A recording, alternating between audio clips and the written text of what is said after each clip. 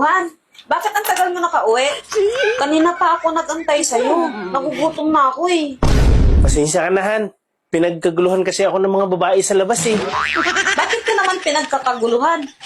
Lahat kasi ng babae na nasa lubong ko sa labas nakatingin sa akin. Ang laki daw kasi ng bukol ng harapan ko. Oh?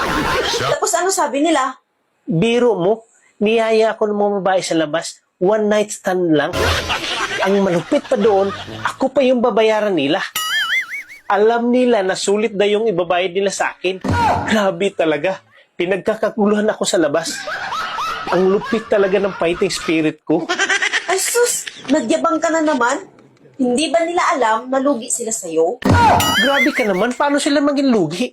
Sila pa nga mismo nagsabi na sulit daw sila sa akin. Ay hindi ba nila alam na itlog lang yung bumubukol sa'yo? Huwag ka naman ganyan. Shoutout na lang sa single mom na nag-indyan sa akin. Hindi totoo Noong yan. oras ako naghintay sa iyo Bola sa lang yan. mall. Iraulo. Hindi ka dumating. Nakita mo lang akong kalbo. Di ka na nagpakita sa Bahala ka akin. sa buhay mo. Bakit? Alam nyo kung bakit naglalagay ng skincare yung mga lalaki?